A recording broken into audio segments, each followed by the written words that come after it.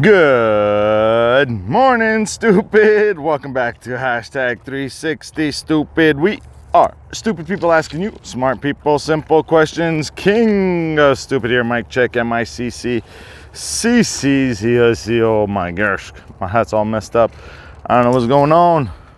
Nope, this way. Got it. Wait a minute. I should have done this before I came on.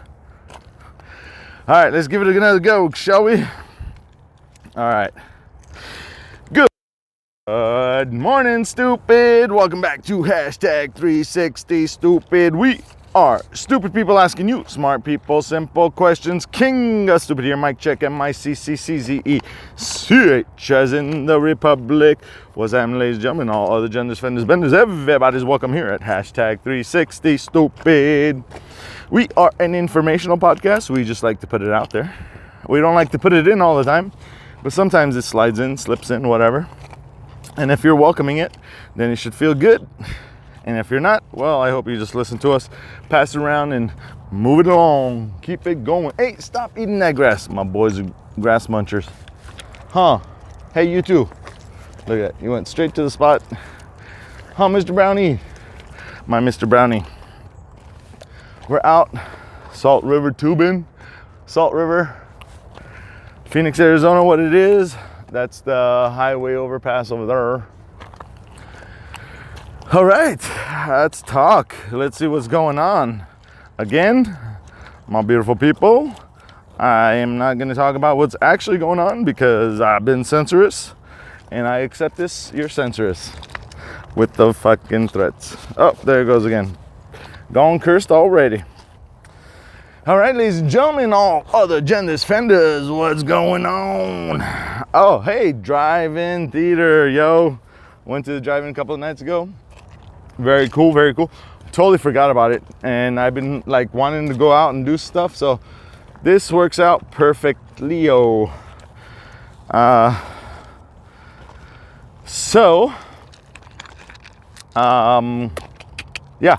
Sorry, I just got a text message. It was one of the guests staying at the Airbnb. Hey, stop eating the grass. Hey, stop. Hey, get out of there. Stop it. No more eating grass. They keep throwing the grass up at the place. Hey, look at this guy right in front of me. Little munchkin. Just like their dad, carpet muncher. Yeah, I love me eating some of JJ. Damn, it's been a while though, yo. I know, right? What are you asking? You're asking what happened at the Jada. Well, as expected, as prepared, you know, same. You know, we haven't hung out as much. She's going through some things, and I'm trying to avoid some things. So, yeah. But we're cool. Things are going. Things are humming along. And I haven't hummed it yet, so you know what I'm saying, man? Whoops. Look at my boys. Look at my boys in the water.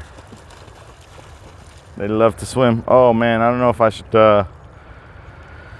I should cross this. I usually cross and go over, cross and then walk on that side. But I think I might just walk here because this ain't looking very kosher. One slip and the phone's going in the water. I think I'm gonna stay on this side. It's a little more rocky, but oh well. Yeah, drive-in. I'm one alone. I think it was last Saturday. Yeah, this past Saturday, which was like 2 days ago. Yo, Sunday sermons. My bad, yo. My bad. Oh, hey, yo, the numbers. Man, yo, 7,500 plays, downloads, plays. I am so truly grateful for every single one of you beautiful people out there listening in. My number one fan. What up, girl? What up? Yeah. So, Sunday sermons. I haven't been getting to them. I should have done one yesterday, really. I had some time, but hey, stop eating the grass, dude. He looks at me like, what are you talking about? Huh?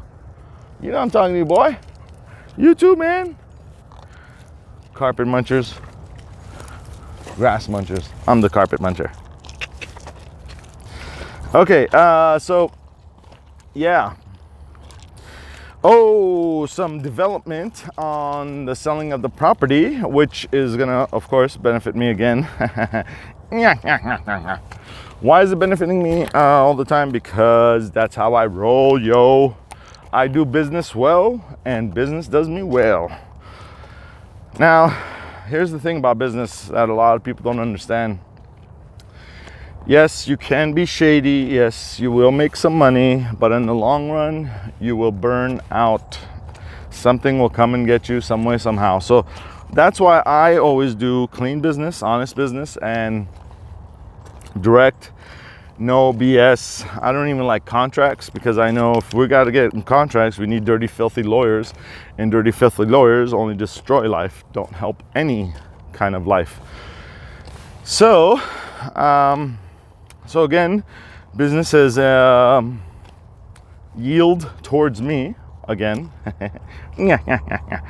So my property was purchased at 125. This is all public knowledge, public information. You could look up houses, property, tells you how much they were bought and sold and all this other stuff.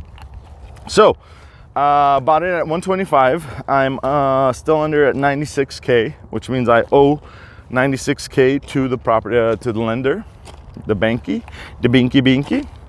Now I'm at a 4.151. So my interest rates are really good at the time. As a matter of fact, my lender's like, "Oh, never go any lower." I said, "You don't know that, mofo." Real estate, every aspect of real estate is shady, dirty bastards, all of them. Every aspect of American real estate has got everybody who's the dirtiest, shadiest, filthiest people involved. Lawyers.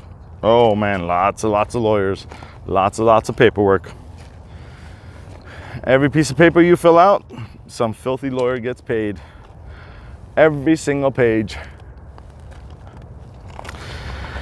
So, I pulled out of the sale. I held out. Dawn, which we will hopefully interview here soon, was going to be the buyer. Just needed some time to get rid of his property in Michigan. So what happened with that is they pulled out of the sale even after escrow. They were literally getting ready to close. I mean, to the day, and that's when they found out funding fell through. Ain't that something? So he had to pull out of our sale, which we never got into. And so that means, you ready for this? That means I'm keeping the property. I'm keeping the property. So possibly refinance, hopefully combine my debts onto the equity. I'm having some problems doing this. I gotta just talk to somebody who's more amped to get it going, I guess. It's all on the lender side. It's all on the finance side. It's just a matter of refinancing it. It's under 3% now. Yo, under 3%. So it's nearly half my the rate I'm at, which is 4.151. Now that's crazy. That is crazy. 4% yearly. I think it's whatever it is. It's a lot of money. It's a lot of damn money. But here's the thing. You ready? So I'm in 96K. The property value is over 300K now. So that means I should have 200 in equity, right? That's how it's supposed to be. Now, the tricky is finding somebody who's willing to do the lending. So I think I'm going to contact my bank the bank that's carried the loan, that owns the loan or owns the property that I got the loan with. I don't know how they even word that. And I'm gonna ask them to combine. So instead of going through a broker and all that stuff, or refinance. I think the refinance is supposed to be the easiest thing. You just basically run the numbers because you already own the home. Everything's the same. The only difference is your payments are reduced and your mortgage interest rates are reduced, which is huge because you're looking at 30 years. 30 years at 4% or 30 years at 3%. That 1%, that's a lot of money. There's a lot of money. There's a reason the banks always come out ahead. Always. Even if they're out of liquidity. What does that mean? That's fancy market talk, meaning saying that the banks don't have no cash.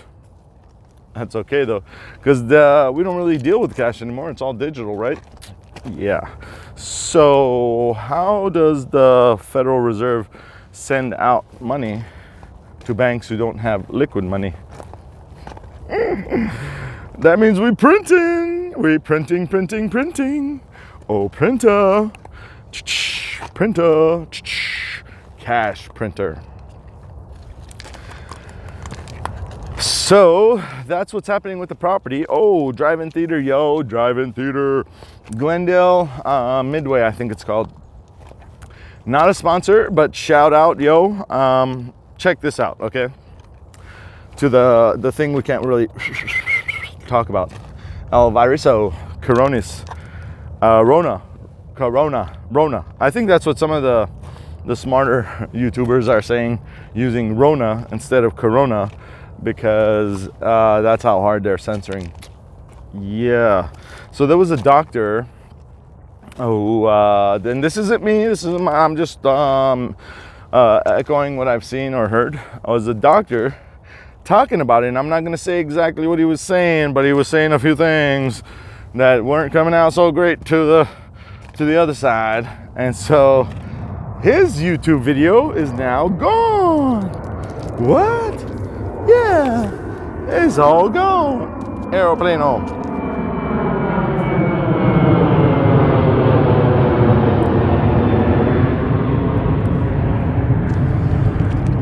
Yeah. So there was a doctor, American doctor, thinking he could freedom of speech, bull hokey. No, buddy. Nobody cares you're a doctor, schmachter. If you talk a bit all country, you out. So YouTube pulled down this video.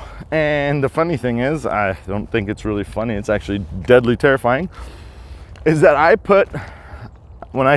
shared his video, and on top I go, oh, this guy's gonna get suicided like quick. Dare talk against the government. You know how much money? You know how much power? Hey, stop! Hey, stop eating the grass. Hey, get! Mr. Black comes right away. Mr. Brown's like, who's he talking to? Home buddy, you eating that grass, aren't you? Aren't you, budgie? Hey, you too, man. There he goes. Look, he's bringing up the grass now. Hey, come on. Stop eating the grass, man. So, my comment when I shared the video was, this guy's going to disappear, yo. He's talking against, you know how much money they're making? Do you have any idea how much money hates?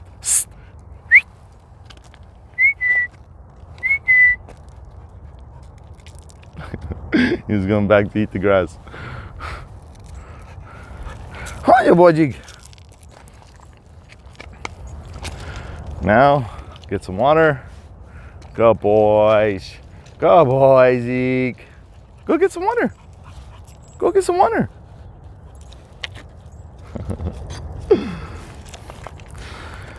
So I said, this guy's gonna disappear. And sure enough, his video come down. Oh, Mr. YouTube, you dangerous, aren't you, Mr. YouTube?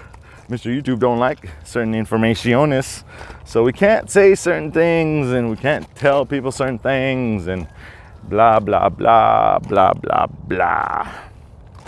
because we're all the enemy and them the winners. So why is this good? How is this making money? Well, I don't know if you guys know, there's this thing called, I think it's called T-bonds, or 10-year yield.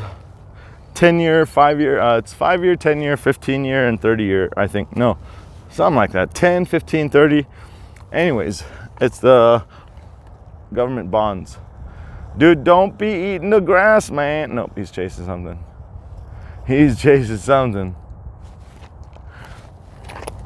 So these are, from my very, very limited and probably not factual understanding, but these are what I think are called government bonds. Bond. These, according to market, is supposed to be the most securest investment. Because it's secure, it's securer, meaning it's not an absolute secure, but it's like damn secure. Like this is the thing to get if you just have crap loads of money and you just want to like the most securest, safest investment. I think they're called T-bonds, government bonds. So these rates on these bonds are very low. Okay, so they don't get up to, I'm gonna say, I don't think it's seen 5 or 8%. It's usually in the low, like 4, 3. It's usually hovers in the 2%. What does that mean? That's, I think, from my understanding, is if you buy those bonds, then that's your percentage back. So if you get 100,000 worth, you get 102 back, from my very, very limited understanding. Now, what I do know, and I've heard this repeatedly over and over and over and over and over and over and over and over and over again, is when the yield bond flips. What does that mean? Yeah, not a clue. I didn't have a clue. But what the yield bond flipping means is that the 5-year bond is supposed to be at a lower return rate than, say, the 10-year or the 15, or especially the 30, right? So you got the 5, 10, 15, 30. Now the 5 and the 10 come close, but they never what's called invert, which is the 5-year bond being a higher interest rate on your return than the 10-year. Why does that matter? Okay. Now let's keep in mind the yield flip. Inverted rate is what it's called. When the rates invert, there is going to be a recession, depression, some kind of market adjustment is what they call it. What are they adjusting? They're adjusting the really, really high price back down to the not so high price. Now, for our lay people, this means that you and your stocks and your retirement 401 and blah, blah, blah, all go down. Unless you know what's happening, then you can prepare for it, which is what all the billionaires did, which are the people that I research. They were pulling, liquidating. They were moving heavy on liquid, is what the terms are used, like something like that. Heavy on the liquids. What does that mean? Heavy on the liquids, like more water, more oil, more gas? No. Liquid, in this term, is referred to as money. That's right, cash money. Cash money is considered to be liquid assets. If you have cash, then you have liquid. So the big bigs, we're talking billionaires, baby, billion with the B, soon to be with the T, trillion. The billionaires, once the yield inverted, the conservative billionaires started moving out of the market. When we say market, we're talking about the stock market, and into they started moving some into gold, some of the heavier metals, the what's it called?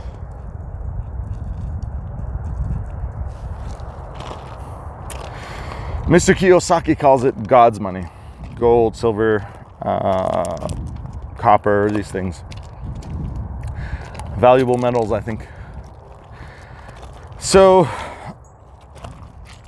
the billionaires have been preparing for this for quite a while.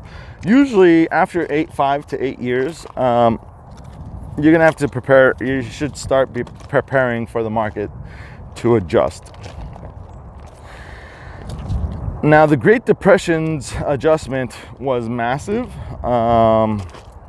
Lots of poor people lost their money. Lots of working people lost their money. But the billionaires, the super rich, the supreme rich, actually made a whole bunch of money during the Depression, recession, and now we're possibly looking at a Great Recession or Depression, or Great Depression, or whatever you want to call it. This basically means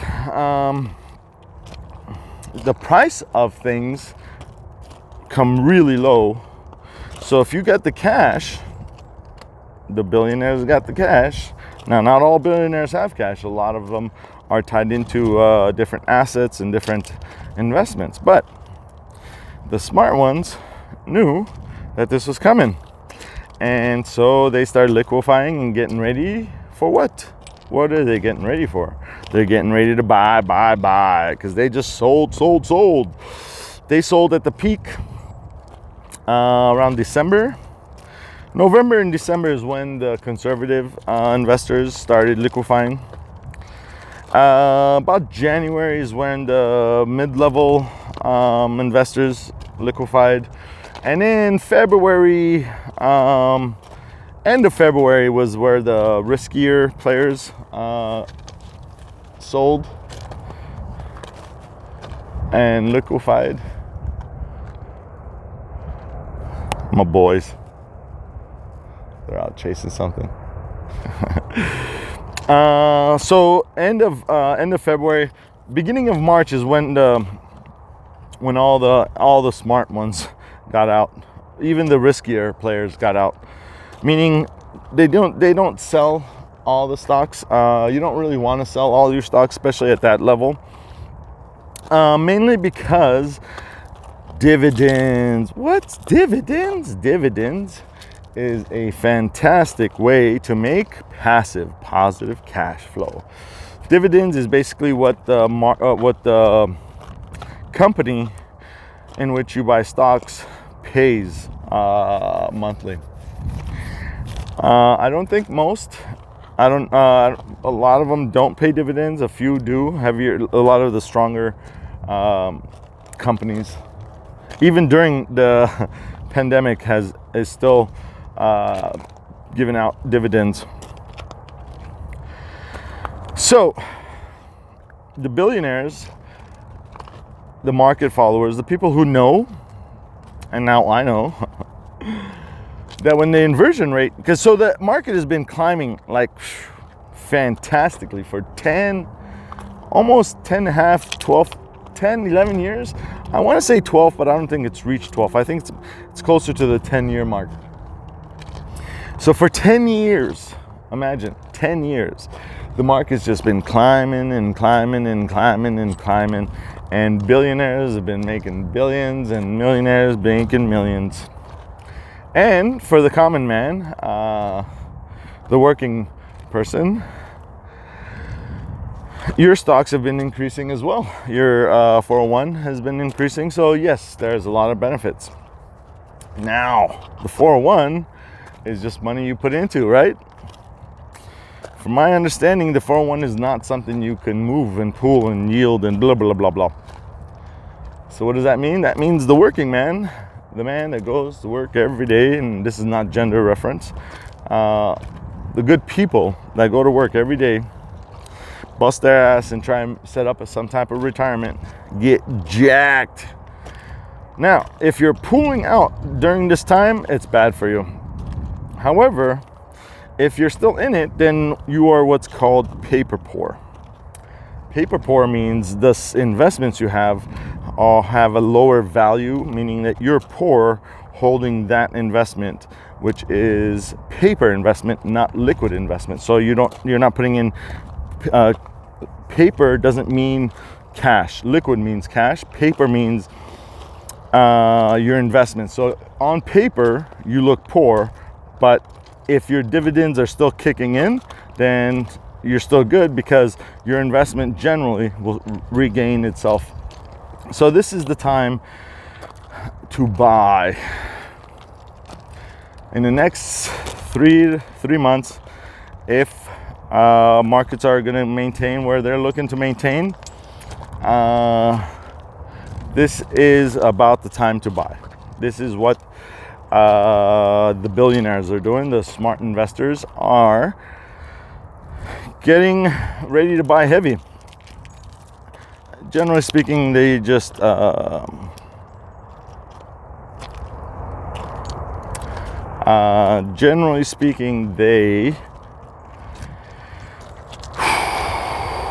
invest. Sorry, I got another message.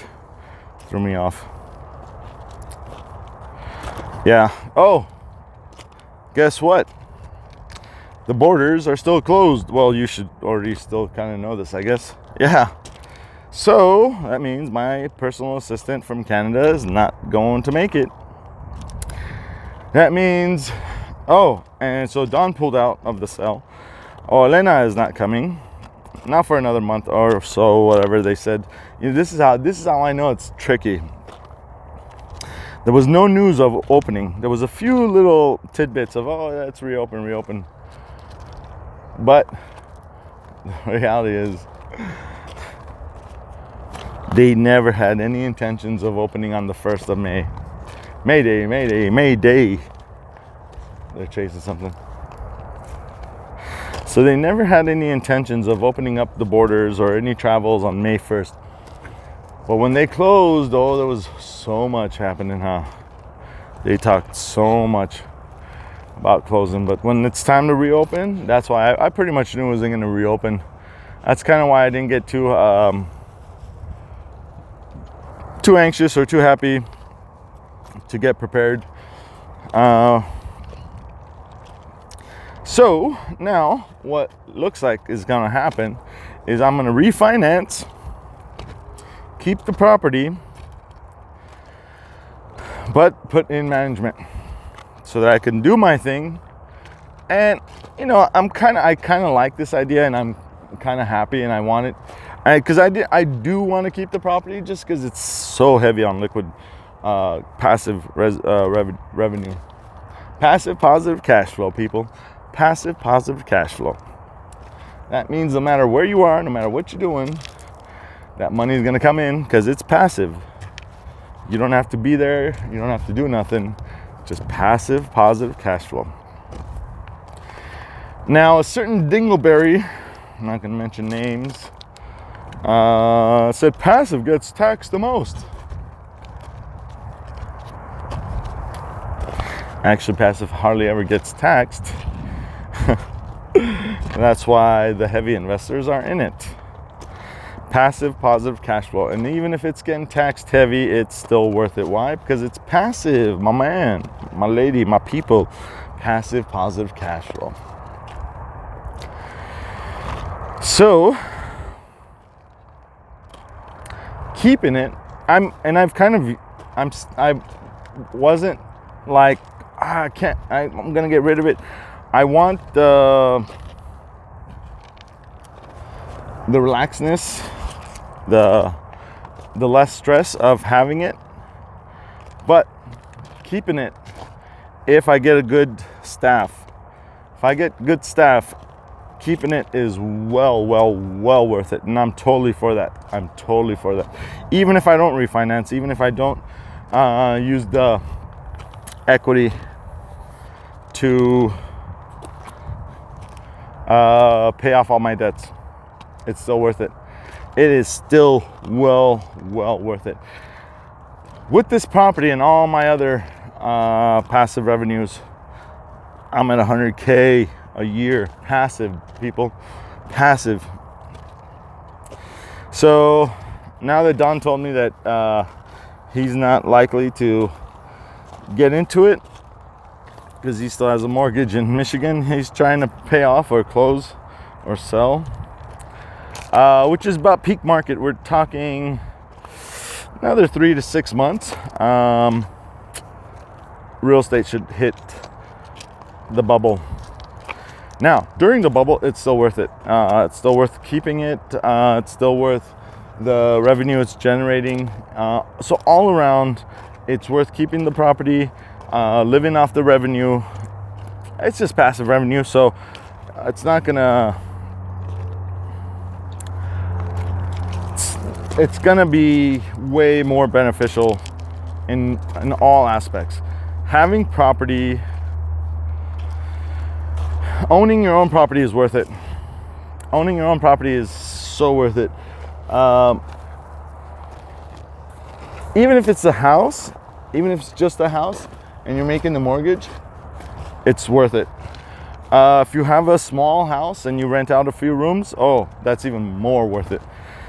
So here's the thing. We have to sleep somewhere. Everybody needs to have a place to go and sleep at the end of the night, at the end of the day, at the end of your shift, at the end of something. You have to have your own shower. You have to have your own bathroom. You have to have your own damn bed. Now, I've been homeless, and I know a lot of homeless people, and I'm talking to you homeless people and non-homeless people. I'm talking to everybody. At the end of the day, at the end of the night, you need your shower, you need your bath, you need your food, you need your bed, you need your shelter. You need that sense of security.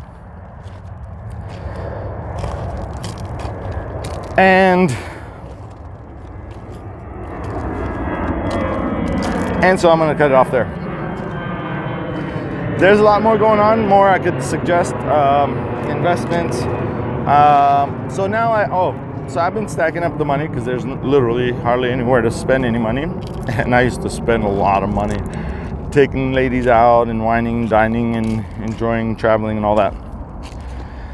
So what this means now, I have stacked up enough to start looking at my second place. Yeah. So I think I'm going to keep this. I'm going to try and refinance it. Whatever happens to it, no biggie. But I'm going to start looking for my second place. Now, I'm going to wait until the market hits or bubble pops, especially that I'm keeping this one. So I'm going to refinance it or try and refinance it, at least reduce my rates. As far as the debts, I'm going to try and fix something, a few of the bigger things, and then go from there. I'll keep you all updated. Thank you so much for listening, watching. My number one fan, what up? This is really happening. We're making this happen. 7,500 plays. I just checked it yesterday. I haven't checked it for a while, but thank you, everyone. Genuinely, thank you for making this happen. Ladies and gentlemen, all of the genders, fenders, benders, I am Mike Check, King of Stupid, here at #360Stupid, signing off. Thank you for the privilege of your time. Good night, stupid.